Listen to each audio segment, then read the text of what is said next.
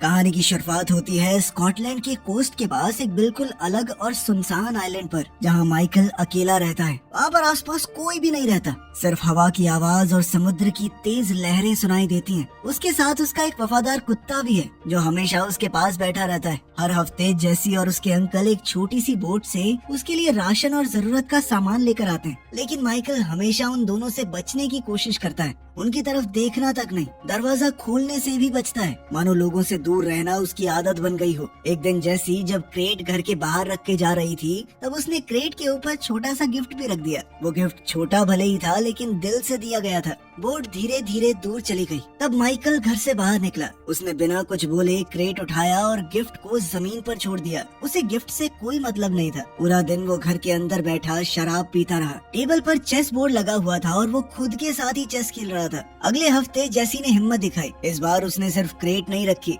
बल्कि दरवाजे पर नॉक भी किया। माइकल ने गुस्से में दरवाजा खोला, क्रेट को पकड़ा और तुरंत दरवाजा बंद करने लगा, लेकिन जेसी ने अपना पैर दरवाजे के बीच में अड़ा दिया। उसने फिर से वो तोहफा उसकी तरफ बढ़ाया और पूछा कि आप कभी हेलो क्यों नहीं बोलते? आप हमेशा हमसे दूर क्यों रहते हो? माइकल ने कोई जवाब नहीं दिया। उसने जेसी के पैर को जोर से हटाकर दरवाजा बंद कर दिया। जेसी ने जोर से कहा कि मैं तुमसे डरती नहीं हूँ। फिर वो वापस बोट की तरफ चली गई। गिफ्ट फिर से दरवाजे पर ही पड़ा रह गया। बोट पर उसके अंकल को मौसम का अलर्ट मिला। तेज तूफान आने वाला था। आसमान धीरे धीरे काला होने लगा। हवा तेज चलने लगी। समुद्र की लहरें अब बहुत ज्यादा खतरनाक हो गई थी। जेसी बड़ी मुश्किल से अपनी छोटी सी बोट में चढ़ी और उसे चलाने लगी, लेकिन लहरें इतनी तेज थी कि उसका चप्पू पानी में गिर गया। उसके अंकल ने चप्पू को पकड़ने की कोशिश की, लेकिन लहरों की वजह से उनकी बोट भी पूरी उलट गई। आइलैंड पर कुत्ता खिड़की के पास खड़ा होकर रोने जैसी आवाजें निकालने लगा। तब माइकल का ध्यान बाहर गया। उसने देखा कि समुद्र में कुछ गलत हो रहा है। वो तुरंत बाहर दौड़ा। भागते वक्त उसने गलती से गिफ्ट को लात मार दी। फिर वो अपनी बोट पर चढ़ा एक स्लाइड जैसी जगह से फिसलकर नीचे पानी तक गया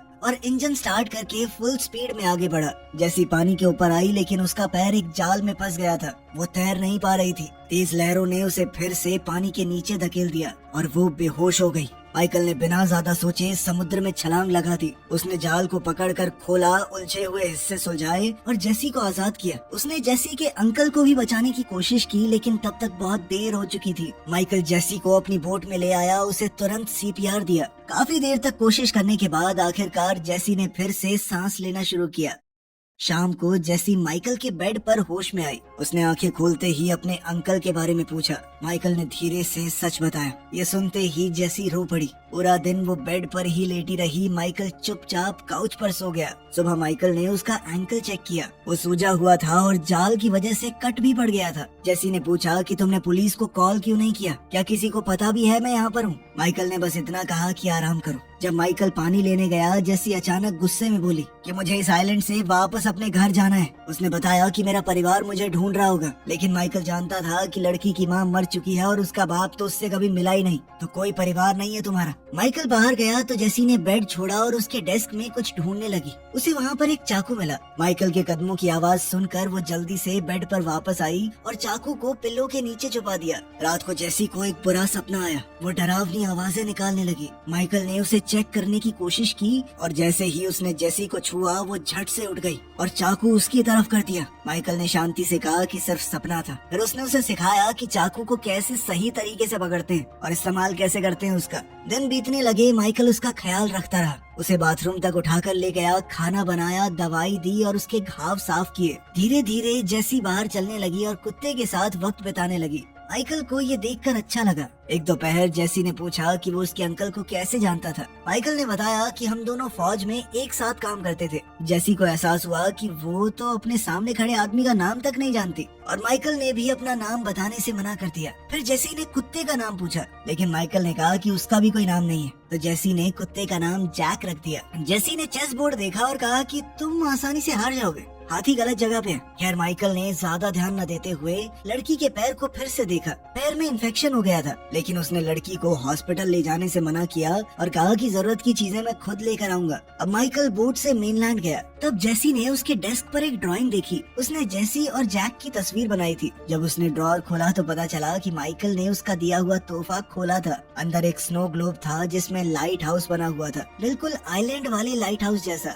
उधर लंदन में एक गवर्नमेंट मीटिंग के दौरान दौरान मैनाफोर्ट नाम के एक आदमी को डांटा गया। उसने एक सर्विलेंस प्रोग्राम चलाया था जिसका नाम है थिया। ये प्रोग्राम थिया यूके के हर फोन और कैमरा से डेटा कलेक्ट करता था। मैनाफोर्ट ने बताया कि हमने बहुत सारे हमले रोके हैं, इससे बहुत सारे टेररिस्टों को पकड़ा है। बाद में वो प्राइम मिनिस्टर से मिला। प्राइम मिनिस्टर ने रिकॉर्डिंग बंद की और एक डील की। प्राइम मिनिस्टर ने मैनाफोर्ट से कहा कि पब्लिक के सामने हम तुम्हें नौकरी से निकाल देंगे। प्राइम मिनिस्टर ने कहा, देखो तुमने काम ठीक किया है, लेकिन दुनिया नहीं चाहती कि जो उनके फोन और कैमरा देख रहे हैं वो सरकार भी देखे। पब्लिक के सामने तुम्हें नौकरी से निकाला जाएगा, तुम्हारी जगह रॉबर्टा लेगी, लेकिन सबकी नजरों से दूर तुम थिया प्रोग्राम को अब भी चलाते रहोगे। इसके लिए मैनाफोर्ट मान गया।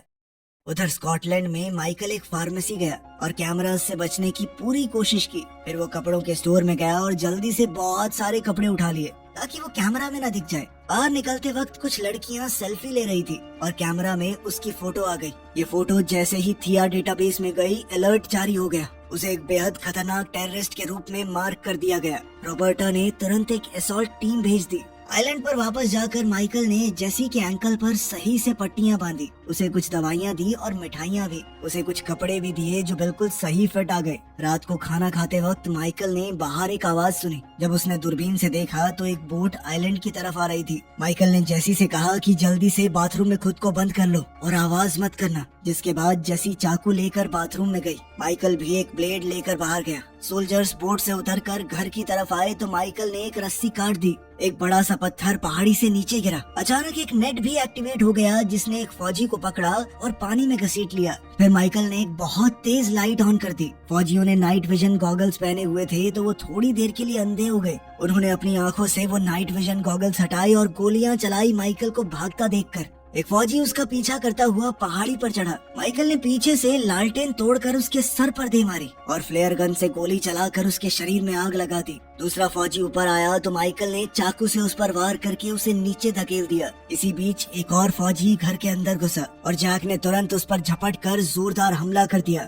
थोड़ी देर की जद्दोजहद के बाद फौजी ने जैक को गोली मार दी और वो मौके पर ही मर गया। सब कुछ एक पल में खत्म हो गया। फिर वो बाथरूम के दरवाजे पर आया और जोर से लात मारकर दरवाजा तोड़ दिया। उसने आसानी से जेसी के हाथ से चाकू भी छीन लिया। उसने जेसी के दोनों हाथ पकड़े और जबरदस्ती उसे उठाकर बाहर ले गया। गैराज के अंदर एक और फौजी माइकल को ढूंढने लगा। वो इधर उधर देख रहा था, अंधेरे में टॉर्च घुमा रहा था। माइकल छुपकर खड़ा था और जैसे ही फौजी आगे बढ़ा, माइकल ने एक और ट्रैप को एक्टिवेट कर दिया। ऊपर से एक बड़ा लोहे का हुक तेज रफ्तार से आया और सोल्जर के शरीर को चीर कर निकल गया। वो आदमी दर्द से चीखता हुआ हवा में लटक गया। माइकल ने रस्सी को कस के बांध दिया ताकि वो लटका रहे। फिर माइकल तुरंत साइड से अंधेरे में छुप गया। थोड़ी देर बाद एक नया सोल्जर वहाँ पर पहुँचा। माइकल बिना वक्त गवाए उस पर कूद पड़ा। उसने उसका हथियार छीन लिया और दोनों के बीच हाथापाई शुरू हो गई। माइकल ने उस सोल्जर को 3 बार चाकू मारा, लेकिन फिर भी वो लड़ता रहा। वो बहुत ताकतवर था। आखिरकार माइकल ने पास में पड़ा हुआ एक चप्पू उठाया और उसके सर पर जोर से मारा, जिसके बाद वो फौजी लड़खड़ा कर नीचे गिर गया। माइकल ने चप्पू उसकी गर्दन पर जोर से दबा दिया जब तक उसकी सांस रुक नहीं गई। तभी अचानक से माइकल को जेसी की तेज चीख सुनाई दी। उसकी आवाज दर्द और डर से भरी हुई थी। माइकल ने तुरंत मरे हुए सोल्जर की गन उठाई और भागते हुए बाहर आया। उसने किडनैपर के पैरों पर गोली मारी ताकि वो गिर जाए। गोली लगते ही वो आदमी गिर गया। जेसी साइड में हट गई। अब माइकल को क्लियर शॉट मिला तो उसने आखिरी फौजी को भी खत्म कर दिया। नजदीक से देखने पर माइकल को पता चला कि एक फौजी के कपड़ों पर छोटा कैमरा लगा हुआ है। वो सब कुछ रिकॉर्ड कर रहा था। माइकल ने उसका पूरा इक्विपमेंट उठाया। फिर जेसी से कहा कि थोड़ी देर रुकना। माइकल घर के अंदर गया। वहाँ उसने जैक को जमीन पर पड़ा देखा। जैक बिल्कुल शांत था। माइकल उसके पास बैठा, उसके सर पर हाथ रखा और धीरे से माफी मांगी। मैं तुम्हें बचा नहीं पाया, उसके लिए सॉरी। फिर उसने किसी को फोन किया और धीरे से कहा कि मैं आ रहा हूँ और मेरे पास बैगेज है। कॉल खत्म होते ही उसने फोन की बैटरी निकाल दी ताकि कोई सिग्नल को ट्रेस न कर सके। फिर माइकल और जेसी सोल्जर की बोट पर बैठे और आइलैंड को छोड़ दिया। समुद्र में घप अंधेरा था, लेकिन दोनों वहाँ से निकल गए। कुछ ही वक्त में रॉबर्टा को पता चला कि उसकी टीम हार गई है। उसने तुरंत एक स्पेशल एजेंट को भेजने का ऑर्डर दिया। साथ ही अपनी टीम से कहा कि जेसी का बैकग्राउंड निकालो, पता करो वो कौन है। सुबह तक माइकल और जेसी स्कॉटलैंड पहुंच गए थे। जेसी ने देखा कि माइकल के कपड़ों पर खून लगा है और उसका जख्म खुल गया था। वो बोली कि तुम्हारा खून बह रहा है। माइकल ने शांत आवाज में कहा कि मैं ठीक हूँ, चिंता मत करो। दोनों शहर के बीच में चुपचाप घूमने लगे। उन्होंने कैमरा से बचने की कोशिश की और आखिरकार उन्हें गाड़ी दिखी। जो इस्तेमाल की जा सकती है, लेकिन किसी और की गाड़ी है, चाबी तो नहीं है उनके पास। अब माइकल ने जेसी को बंदूक चलाना सिखाया। उसने कहा कि गार्ड बन के खड़ी रहना और ध्यान रखना। फिर वो सामने वाले घर के अंदर घुस गया। अंदर जाकर वो कार की चाबी ढूंढने लगा। तब एक छोटे बच्चे ने उसे देख लिया और डर गया। अचानक घर का मालिक दरवाजे पर आया और माइकल पर बंदूक तान दी। हालात खराब हो गए, लेकिन पीछे से जेसी ने हिम्मत दिखाई। उसने उस आदमी को मजबूर किया कि माइकल के घाव का इलाज करे। इसी बीच रोबर्टा की टीम का एक टेक्नीशियन बोला कि जो टेररिस्ट प्रोफाइल पहले दिखा था वो नकली है। किसी ने सिस्टम के अंदर ये प्रोग्राम किया था कि एक खास चेहरा कैमरे पर आए तो अलर्ट दिखे। कोड खुद ब खुद डिलीट हो जाता है। जब उसे कुछ गड़बड़ लगी तो टेक्नीशियन ने थोड़ी छानबीन की। अब स्क्रीन पर माइकल की असली प्रोफाइल आई। लिखा था कि वो तो एक लड़ाई में मारा गया। रोबर्टा ने कहा कि कोई हमें अपने ही लोगों को मारने पर मजबूर कर रहा है। टेक्नीशियन ने उसकी मिशन फाइल खोलने की कोशिश की, लेकिन कंप्यूटर ने मैसेज दिया कि ये फाइल मौजूद ही नहीं है। तभी सिस्टम ने स्कॉटलैंड से 911 का एक कॉल पिक किया। एक लड़का रो रहा था, ये कहते हुए कि उसके पापा को एक आदमी और लड़की ने पकड़ लिया है। रोबर्टा ने तुरंत नई टीम भेजी और साथ में पहले वाले एजेंट को भी भेजा। उधर मैनाफोर्ड अपने सॉफ्टवेयर से सब कुछ देख रहा था। उसने रिकॉर्डिंग चेक की और शॉक हो गया कि माइकल जिंदा है। जब उसने सुना कि रोबर्टा एक खास एजेंट को भेज रही है, उसने उस एजेंट को पहले कांटेक्ट किया और कहा कि ये ब्लैक ऑपरेशन है, तुम सिर्फ मुझे रिपोर्ट करोगे। एजेंट वर्कमैन पहले से उसका वफादार है तो वो तुरंत मान गया। मैनाफोर्ड ने ऑर्डर दिया कि माइकल और जेसी दोनों को मार दो। घर के मालिक ने माइकल के घाव को बंद किया। वो वहाँ से निकलना चाहता था, लेकिन पुलिस ने बिल्डिंग को घेर लिया। ओनर के बेटे ने मान लिया कि मैंने ही पुलिस को फोन किया था। पुलिस का ऑर्डर था कि वो हमला ना करे, लेकिन जैसे ही ओनर दरवाजा खोलने भागा, वॉकमैन ने सीधा उसके सर में गोली दाग दी। माइकल ने सही वक्त पर लड़के को रोक लिया, वरना वो भी मारा जाता। वर्कमैन ने पुलिस की गाड़ियों पर लगातार गोलियां चलाकर उन्हें तोड़ दिया। वहीं माइकल और जेसी पीछे के दरवाजे से भागने लगे, लेकिन तभी दो पुलिस वाले सामने आ गए। माइकल अकेला दोनों से भिड़ गया और कुछ ही सेकंडों में दोनों को बेहोश कर दिया। तीसरा पुलिस वाला बाहर आया तो माइकल ने सीधा एक मुक्का मार के उसे भी गिरा दिया। उसने पुलिस वाले के हथियार भी उठा लिए। बाकी पुलिस वाले जब रोकने के लिए आए तो माइकल ने पेपर स्प्रे और टेजर से सबको गिरा दिया। आखिरी पुलिस वाले ने तो लड़ने की कोशिश भी नहीं की। माइकल ने उससे सीधा चाबी ले ली। अब दोनों पुलिस की गाड़ी में बैठकर भागने लगे। बाहर निकलते वक्त माइकल से कुछ गाड़ियां टकरा गई, लेकिन वो फिर भी बचकर निकल गया। रोबर्टा कैमरास पर सब कुछ देख रही है। उसने वर्कमैन को कॉल करने की कोशिश की, लेकिन उसने अपने कम्युनिकेशन डिवाइस बंद कर दिए थे। वर्कमैन पुलिस कार का पीछा करने लगा। उसने अपनी गाड़ी से उनकी कार को टक्कर मारी। माइकल ने स्पीड बढ़ा दी तो वर्कमैन ने गोली चलाई। खिड़की तो टूट गई, लेकिन कोई घायल नहीं हुआ। फिर उसने 2-3 और टक्कर मारी। जंगल के रास्ते दोनों गाड़ियां चलती रही। माइकल ने अचानक से तेज मोड़ लिया ताकि दुश्मन कंफ्यूज हो जाए, लेकिन वर्कमैन भी तेज था। उसने तुरंत फॉलो किया और फिर से टक्कर मारी। वर्कमैन ने फिर गोली चलाई। माइकल ने गाड़ी को जिगजैग चलाकर बुलेट्स को मात दे दी। फिर वो धीरे धीरे चलने लगा। जैसे ही वर्कमैन आगे निकला, माइकल ने उसकी गाड़ी को जोर से साइड से मारा, जिससे गाड़ी पलट कर गिर पड़ी। माइकल ने ये पक्का किया कि उसकी गाड़ी रोड से बाहर हो जाए। फिर वो और जेसी वहाँ से निकल गए। कुछ मीलों बाद उन्हें कंस्ट्रक्शन साइट मिला। माइकल ने कहा कि अब गाड़ी बदलनी पड़ेगी। उधर जंगल में वर्कमैन अभी भी जिंदा है। वो धीरे धीरे रोड पर चलने लगा। तब एक पुलिस कार और एक आम आदमी की गाड़ी ने रोड ब्लॉक कर दिया। वर्कमैन ने तुरंत पुलिस ऑफिसर को गोली मारी और सिविलियन को मजबूर किया कि गाड़ी दे दे। ऑफिस में रोबर्टा ने मैनाफोर्ड को कॉल किया और पूछा कि क्या तुम माइकल को जानते हो। मैनाफोर्ड ने बताया कि सालों पहले उसने एक सीक्रेट प्रोग्राम चलाया था जिसका नाम था ब्लैक काइट्स। ये बेहद खतरनाक एजेंट्स थे जो सीक्रेट मिशन करते थे बिना किसी गवर्नमेंट रिकॉर्ड के। माइकल उन्हीं एजेंट्स में से एक है और बहुत ज्यादा टैलेंटेड भी। एक दिन उसे एक दूसरे देश में इंटेलिजेंस ऑफिसर को मारने भेजा गया, लेकिन उसने अपनी रिपोर्ट झूठी लिखी और गायब हो गया। मैनाफोर्ड को शक था कि शायद माइकल दुश्मनों के साथ मिल गया था। उसने रोबर्टा से कहा कि अपनी पूरी ताकत इस्तेमाल करो उसे रोकने के लिए। बाद में रोबर्टा ने टेक्नीशियन से ब्लैक काइट सिस्टम को हैक करवाया। फाइलें खुलने लगी। उसने देखा कि माइकल ने एक ईरानियन साइंटिस्ट को भागने में मदद की थी।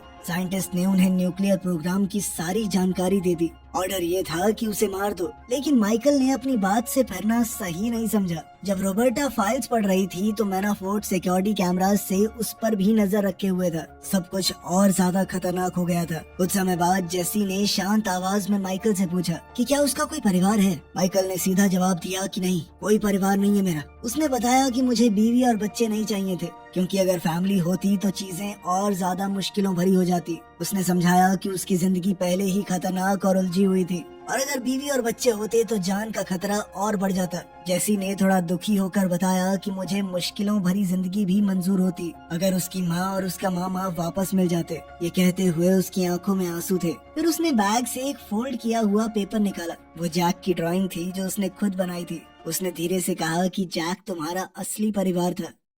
थोड़ी देर सफर करने के बाद दोनों अगले शहर पहुंच गए। वहाँ पहुंचकर दोनों ने अपने सिर झुका लिए और सीधा चलने लगे ताकि सिक्योरिटी कैमरास उनके चेहरे को रिकॉर्ड न कर सके। वो हर तरफ देखकर चल रहे थे, लेकिन तभी एक कार वहाँ से गुजरी जिसके अंदर डैश कैम लगा हुआ था और उस कैमरे में उनका चेहरा कैप्चर हो गया। कुछ ही देर में मैनाफोर्ट को उनकी एग्जैक्ट लोकेशन का पता चल गया। मैनाफोर्ट ने वीडियो फुटेज को एडिट किया। उसने वीडियो में से माइकल और जेसी को गायब करवा दिया ताकि कोई भी उन्हें ना देख पाए। फिर उसने उनकी लोकेशन के कोऑर्डिनेट तुरंत वर्कमैन को भेज दिए। माइकल और जेसी एक लोकल चर्च के अंदर गए, जहाँ माइकल अपने पुराने दोस्त आर्थर से मिला। आर्थर ने बिना सवाल किए उन्हें अपनी कार में बैठाया और जंगल के बीच अपने घर ले गया। घर शहर से दूर पेड़ों के बीच शांत जगह पर था। किचन में जेसी ने कुछ अजीब सी दवाइयाँ देखी। बॉटल्स और स्ट्रिप्स देखकर उसे लगा कि ये सीरियस बीमारी की दवा है। इधर आर्थर ने माइकल को बताया कि जब वो गवर्नमेंट की जॉब छोड़ रहा था तब उसने थिया सिस्टम बनाने में मदद की थी। उसके पास अभी भी सॉफ्टवेयर की एक कॉपी पड़ी है। जब माइकल गायब हुआ था तो आर्थर ने सिस्टम से उसकी फोटो हटाकर किसी रैंडम आदमी की फोटो लगा दी थी ताकि वो अपने दोस्त को बचा सके, लेकिन बाद में मैनाफोर्ट ने उसे टेररिस्ट ही बना दिया। माइकल ने आर्थर से कहा कि वो जेसी का ख्याल रखे जब तक वो बाहर जाकर लड़ाई खत्म करेगा। आर्थर ने दुखी होकर मना कर दिया। तब जेसी ने बीच में बोल दिया कि आर्थर को कैंसर है। उसे ये इसलिए पता चला क्योंकि आर्थर भी वही दवाई ले रहा है जो उसकी माँ ने मरने से पहले ली थी। जेसी को लगा कि माइकल उसे छोड़ना चाहता है। उसने कहा कि मैं किसी पर बोझ नहीं बनना चाहती, मैं चुपचाप चली जाऊंगी यहाँ से। वहीं आर्थर बताने लगा कि मेरे पास सिर्फ कुछ ही महीने बचे हैं। ये सुनकर माइकल ने एक पुराने ट्रैफिकर का एड्रेस पूछा जिसे वो लोग पहले जानते थे। आर्थर ने मना किया और कहा कि वो आदमी बहुत खतरनाक है, लेकिन माइकल ने कहा कि मेरे पास दूसरा कोई ऑप्शन भी नहीं है। जब वो निकलने वाले थे तो किसी ने दरवाजा खटखटाया। बाहर वर्कमैन खड़ा था। उसने बिना देर किए गोलियां चलानी शुरू कर दी। माइकल तुरंत फर्नीचर के पीछे छुप गया। जैसे ही वर्कमैन कमरे में आया, माइकल ने शेल्फ उसके ऊपर गिरा दी। फिर दोनों में जबरदस्त लड़ाई शुरू हो गई। उन्हें कमरे में जो भी चीज मिली वो एक दूसरे पर हथियार की तरह इस्तेमाल करने लगे। कुर्सी, टेबल, लैंप सब टूट गए। इस धक्का मुक्की में एक बंदूक जमीन पर गिर गई। दोनों बेहतरीन ट्रेंड एजेंट्स थे तो काफी देर तक एक दूसरे से लड़ते रहे। आखिरकार वर्कमैन ने माइकल को हरा कर उसे दबा दिया, लेकिन आखिर में वर्कमैन माइकल के ऊपर हावी होने लगा। जब वो माइकल को मारने ही वाला था तब जेसी ने बंदूक उठाकर उस पर तान दी और रुकने को कहा। वर्कमैन तुरंत उस पर झपटा और बंदूक छीन ली। तब माइकल ने पास में पड़ी हुई नेल गन उठाई और वर्कमैन पर कई बार वार किया। फिर वो जेसी को पकड़कर वहाँ से भागा। वर्कमैन ने फिर से गोलियां चलानी शुरू कर दी, लेकिन तब तक माइकल और जेसी आर्थर के साथ कार में बैठकर निकल गए। वर्कमैन भागते हुए पीछे गोली चलाता रहा, लेकिन देर हो चुकी थी। मैनाफोर्ट ने उसे मैसेज भेजा और पूछा कि काम खत्म हुआ या नहीं। वर्कमैन ने जवाब दिया कि नहीं। तब मैनाफोर्ट ने अपने असिस्टेंट से कहा कि टीम को तैयार करो। शहर पहुंचकर आर्थर ने माइकल को एक फोन दिया और खुद अलग हो गया। अब माइकल और जेसी अकेले ड्राइव कर रहे थे। जेसी ने कहा कि मुझे अपने साथ अगले आइलैंड पर साथ ले चलो। माइकल ने मना कर दिया और कहा कि मैं चाहता हूँ तुम एक बेहतर जिंदगी जियो। उधर रॉबर्टा को टेक्नीशियन ने बताया कि कोई थिया सिस्टम को चुपके से इस्तेमाल कर रहा है। तब उन्होंने ट्रैप तैयार किया। उधर लंदन में माइकल ने जानबूझकर कैमरास को अपना चेहरा रिकॉर्ड करने दिया। वो एक नाइट क्लब में गए तो बाउंसर ने उसे रोका। इस पर माइकल ने उसे तब तक पीटा जब तक उन्हें एंट्री नहीं मिल गई। मैनाफोर्ट ने कैमरा पर उनका चेहरा देखा और लोकेशन ट्रैक करने की कोशिश की, लेकिन वो तुरंत ब्लॉक हो गया। अब रॉबर्टा को समझ आ गया कि मैनाफोर्ट उसके पीछे गेम खेल रहा है। क्लब के अंदर माइकल और जेसी ट्रैफिकर कमल से मिले। माइकल ने कहा कि जेसी के लिए भी एक नई पहचान बनानी है। कमल ने पूछा कि मैं तुम्हारी क्यों मदद करूं? माइकल ने कहा कि देख, मैं भी जानता हूं और तू भी। तूने बहुत सारे लोगों की इन्फॉर्मेशन मैनाफोर्ट को दी है। बहुत सारे दुश्मन है तेरे जो ये जानते नहीं है कि तूने उन्हें पकड़वाया है। अगर मैं पकड़ा गया और ये बात मैंने लीक कर दी तो बहुत गंदा फंसेगा बेटा। फिर माइकल ने कैमरा में अपना चेहरा भी दिखा दिया, इसीलिए एजेंट जल्दी ही क्लब में पहुंचने वाले होंगे। अब कमल के पास उनकी मदद करने के अलावा कोई दूसरा ऑप्शन नहीं था। थोड़ी देर में पेपर रेडी हो गए। बोट 30 मिनट में निकलने वाली है। दोनों क्लब से निकलने लगे, लेकिन मैनाफोर्ट की टीम वहां पहुंच चुकी थी। माइकल ने एक आदमी पर हमला करके उसे गिरा दिया और उसकी बंदूक छीन कर उसे गोली मार दी। तेज बजते म्यूजिक की वजह से किसी को पता नहीं चला। फिर माइकल ने एक टूटे हुए ग्लास से दूसरे एजेंट को भी मार दिया, लेकिन फिर जब तीसरे एजेंट को उसने गोली मारी तो लोगों को शक होने लगा। जेसी और माइकल बाथरूम कॉरिडोर की तरफ भागे, लेकिन वहाँ भी एक एजेंट मिल गया और शूट आउट शुरू हो गया। माइकल ने दुश्मन का ध्यान हटाकर जेसी को वापस क्लब में खींच लिया। वहाँ एजेंट्स ने उसे घेर कर पीटना शुरू कर दिया। जेसी मदद करने आई, लेकिन एक आदमी ने उसे गिरा दिया। माइकल ने तुरंत उस आदमी को गोली मारी और अब क्राउड पैनिक में भागने लगा। हंगामे में एक एजेंट ने मौका पाकर जेसी को किडनैप कर लिया। उधर माइकल ने आर्थर को फोन किया। आर्थर सिक्योरिटी कैमरास से किडनैपर को फॉलो कर रहा था और वो लगातार बता रहा था कि किस तरफ जाना है। जैसे ही जेसी को एक वैन के पीछे फेंका गया, उसी वक्त रोबर्टा की टीम भी पहुंच गई और रोड को ब्लॉक कर दिया। माइकल को लगा कि वो भी दुश्मन है। उसने कुछ फौजियों को पीट कर रास्ता खोला और भागता रहा। वैन मिलते ही मैनाफोर्ट के एजेंट्स ने उसे घेर लिया। माइकल ने एक एक करके सबको गिरा दिया और जेसी तक पहुंच गया। तभी वर्कमैन वहां आया, लेकिन तब तक दोनों ने एक बाइक चुरा ली और भाग गए। समुद्र के किनारे बने प्लेटफॉर्म पर जेसी रो रही थी। वो माइकल के बिना नहीं जाना चाहती। तभी अचानक गोली की आवाज आई। माइकल ने जेसी को बोट पर धक्का दिया और उसे सेफली वहां से निकाल दिया। इसके बाद माइकल और वर्कमैन ने एक दूसरे पर गोलियां चलाई जब तक गोलियां खत्म नहीं हो गई। फिर दोनों अपने हाथों से लड़ने लगे। पाइप और चेन से अटैक किया। वर्कमैन माइकल का गला घोटने लगा, लेकिन माइकल ने उसे नीचे गिरा दिया और चेन से कई बार मारा। आखिर में उसने चेन को पाइप पर लपेटकर वर्कमैन के सर पर जोरदार वार किए और उसे मार डाला। कुछ समय बाद अपने बड़े घर में मैनाफोर्ट ने खिड़की से बाहर देखा। 2 गार्ड जमीन पर मरे पड़े थे। जब वो मुड़ा तो माइकल कमरे में खड़ा था। दोनों ब्लैक काइट प्रोजेक्ट पर बहस करने लगे। आखिर में माइकल ने सीधी गोली उसके सर में दाग दी। 3 महीने बाद स्पेन में जेसी एक नई जिंदगी शुरू कर चुकी थी। रोबर्टा और उसकी टीम उसे दूर से देख रही थी, इस उम्मीद में कि कभी तो माइकल वापस आएगा। जेसी एक कैफे में बैठकर किताब पढ़ रही थी। तब कैमरा थोड़ा हिल गया और रोबर्टा जेसी को देख नहीं पा रही थी। वेट्रेस ने एक बैग लाकर जेसी को दिया और अंदर एक चेस का पीस था। रोड के उस पार माइकल था जो आखिरकार उसे लेने आया था। इसी के साथ दोस्तों, कहानी यहाँ पे खत्म हो जाती है। बाकी आप बताइए आपको कैसी लगी। मिलते हैं आपसे अगली वीडियो में। ध्यान रखेगा अपना। Thanks for watching.